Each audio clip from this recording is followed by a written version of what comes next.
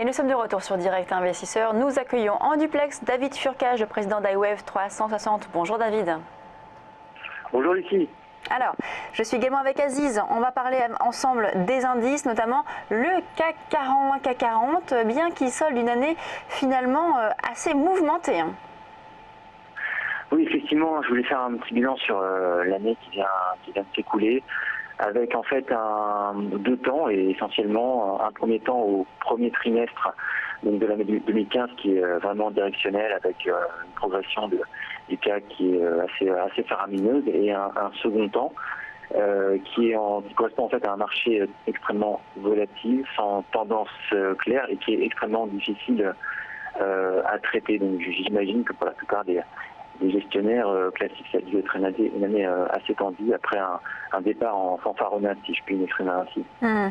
Donc année en effet volatile, sans tendance selon vous sur le CAC 40, mais il n'empêche que bon, il y a quand même des choses à faire hein, sur l'indice.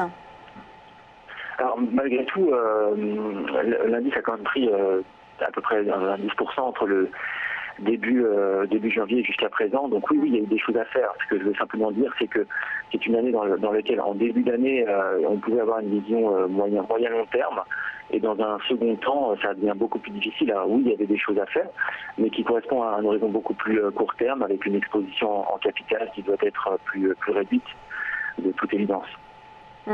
Alors sur l'euro-dollar, en revanche, on est là maintenant rentré dans un range, une zone de consolidation, et on a du mal à en sortir, hein, que ce soit par le bas ou par le haut, malgré finalement les deux réunions des banques centrales BCE et Fed là durant le mois. Est-ce que vous estimez que l'on peut continuer encore comme ça plusieurs semaines à rester sur les mêmes niveaux, ou une tendance pourrait se dessiner ?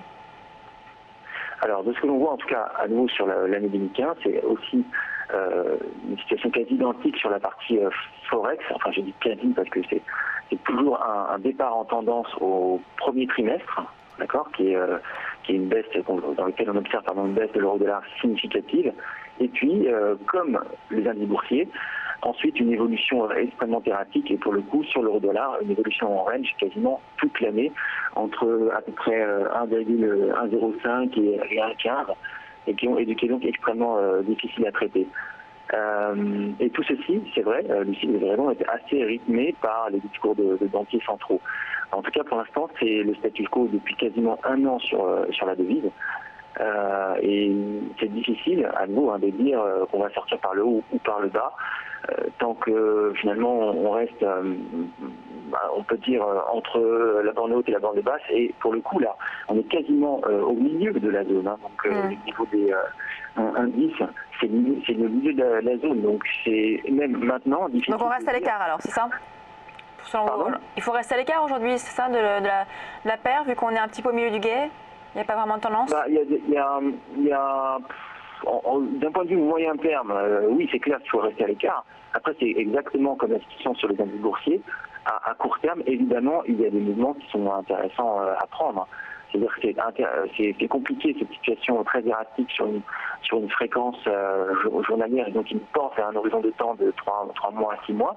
Mais de toute évidence, à court terme, sur un horizon de quelques jours, il y a toujours des... Alors justement, qu'est-ce que vous recommandez à court terme alors sur l'euro-dollar? Aujourd'hui, on est à 1,08 et quelques, pratiquement 0,9. Vous recommandez quoi? Alors, en fait, je ne pense pas que l'euro-dollar soit la devise la plus intéressante, en tout cas, à traiter. Non, mais vous dites qu'à court terme, il peut y avoir des choses à faire. Alors, aujourd'hui, par exemple, un 0,955, quelle serait la bonne stratégie?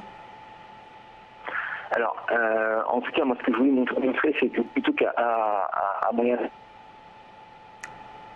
Ah, on a perdu des... Il y avait des mouvements intéressants à prendre, oui. Début octobre ou début décembre, dans le sillage toujours des banquiers centraux, ça c'est clair. Et maintenant, à court terme, sur l'euro-dollar, il ne se passe pas trop grand-chose, même très intéressant. Et à nouveau, on est proche d'un point pivot. Donc ce que je voulais dire, c'est que dans cette période de temps impartie, qui est depuis le début de l'année, dans laquelle on observe effectivement une évolution en range avec des mouvements extrêmement erratiques, sur la partie moyen terme, c'est un peu compliqué.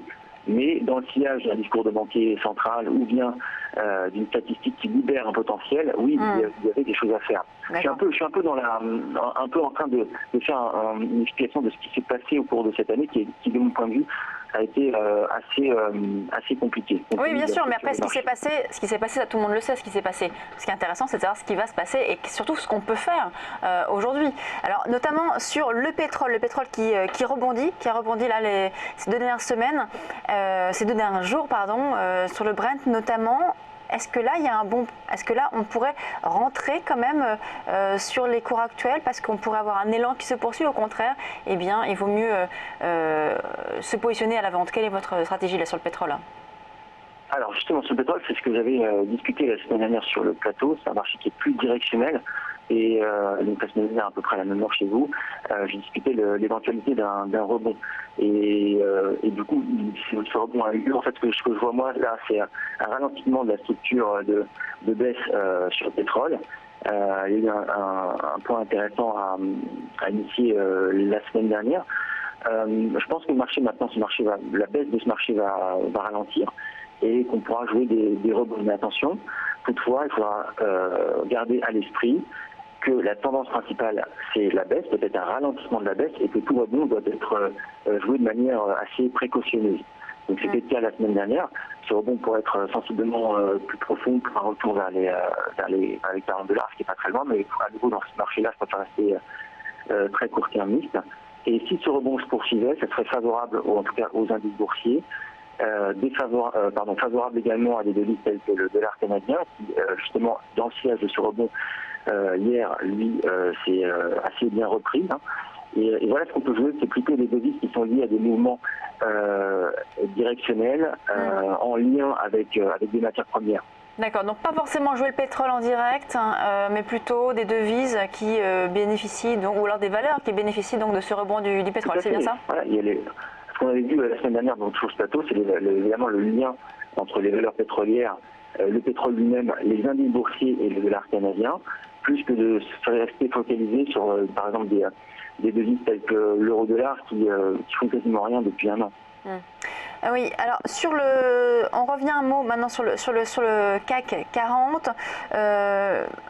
On parlait donc tout à l'heure de cette année finalement qui était un petit peu chaotique, sans tendance. Vous dites là que le rebond du pétrole pourrait du coup être favorable aux indices, notamment le CAC 40. Du coup, vous tablez sur une hausse là et on pourrait du coup se positionner sur, par exemple sur les cours actuels pour viser donc un rebond, enfin en tout cas une poursuite du rebond d'hier notamment du CAC. Alors à plus court terme sur le CAC 40, comme on le voit sur le graphique, la situation est un peu en forme de consolidation à l'intérieur d'un triangle. Et le rebond d'hier sur le pétrole a provoqué également un rebond sur l'indice CAC 40 avec une ouverture en gap et en fait le fait que le marché a convergé vers la bande neutre du triangle. Si le rebond devait se poursuivre sur le Brent, en tout cas pourrait être très favorable pour un retour du CAC vers les 4800 points, niveau de résistance majeure. Et là, oui, effectivement, il y a quelque chose à prendre.